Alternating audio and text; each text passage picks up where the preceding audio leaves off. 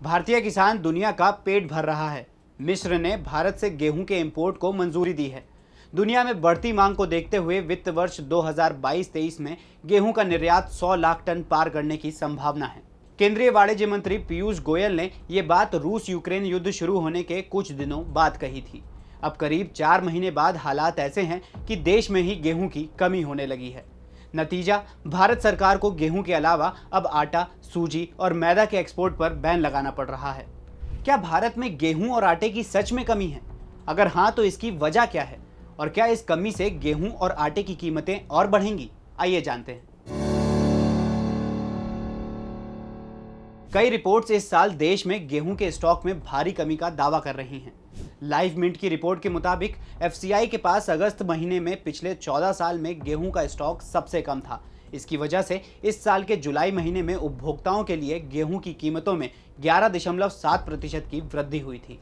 हालांकि इन रिपोर्ट्स के सामने आते ही भारत सरकार की ओर से सफाई आ गई। भारत सरकार ने कहा कि विदेश से गेहूं खरीदने का कोई प्लान नहीं है और देश में गेहूं का पर्याप्त स्टॉक है। भले ही भारत सरकार गेहूं की कमी को नकार रही हो, लेकिन 4 वजहों से पता चलता है कि देश में गेहूं की कमी होने वाली है।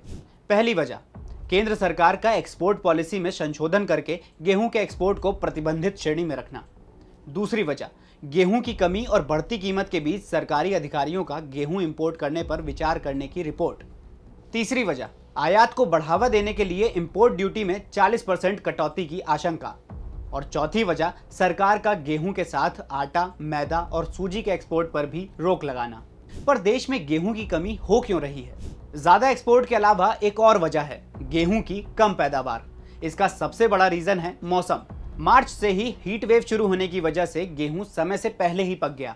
नतीजा, गेहूं की पैदावार 25% तक घट गई। असर पड़ा गेहूं की खरीद पर। पिछले 15 सालों में इस बार गेहूं की खरीद सबसे कम रही। अब सवाल उठता है कि क्या गेहूं की कमी से इसकी कीमत पर भी असर पड़ेगा? तो पैदावार कम होने से भारत में गेहूं की कीमत पहले से ही काफी बढ़ी हुई है और त्योहारी सीजन भी शुरू हो गया है। ऐसे में आटे और गेहूं से बने प्रोडक्ट्स की कीमतों में तेजी आना लाजमी है। पिछले साल के मुकाबले इस साल अगस्त में गेहूं की कीमतों में 22% तक इजाफा हो चुका है और आटे की कीमत 17% तक बढ़कर 35 रुपए 17 पैसे प्रति किलोग्राम हो गई है। देखा जाए तो यही वजह है कि सरकार ने मई में गेहूं के एक्सपोर्ट पर बैन लगाने के बाद अब आटा, सूजी और मैदे के एक्सपोर्ट पर भी बैन लगा दिया है। और भी ऐसे ही वीडियोस के लिए जुड़े रहिए दैनिक भास्कर ऐप के साथ, क्योंकि सच करीब से दिखता है।